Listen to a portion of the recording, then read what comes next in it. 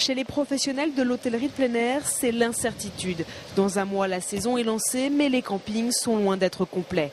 La faute notamment aux nouvelles habitudes des vacanciers. Aujourd'hui, ils partent moins et moins longtemps. Il y a une trentaine d'années, il y avait les Haussiens et les Juilletistes. C'était 4 semaines en juillet, 4 semaines en août. Aujourd'hui, on ne voit plus du tout ça. La moyenne des séjours l'été, c'est entre 7 et 9 jours. Ça traduit bien vraiment une répartition des vacances tout au long de l'année.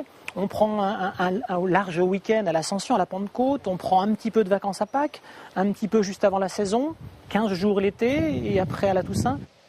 Dans ce camping à la Faute-sur-Mer, on enregistre un taux de remplissage de plus de 80%. C'est beaucoup, mais l'an passé, à la même période, il affichait déjà presque complet.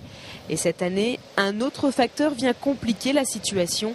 Les vacances scolaires débutent plus tard. Ici, comme partout ailleurs, on doit donc trouver des solutions.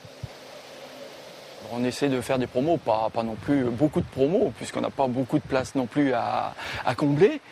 Mais on en fait, ça peut arriver sur des périodes vraiment creuses où on fasse une promo de dernière minute. Mais face à ces touristes qui partent moins longtemps et à la dernière minute, les professionnels doivent s'adapter. Sur ce site à Saint-Julien-des-Landes, on a donc décidé de casser les habitudes. Nous, on fait des courts séjours maintenant, c'est-à-dire du mercredi au samedi, ou alors une semaine et demie. Et ça fonctionne de plus en plus. 15 jours, c'est trop financièrement, mais une semaine et demie, c'est bien. Et décidément, les vacanciers français ne semblent pas les seuls à avoir changé leurs habitudes. Sur ce camping de Saint-Julien-des-Landes, les Hollandais sont nombreux et réservent dès le mois de février. Mais cette année, les étrangers n'ont encore quasiment rien loué.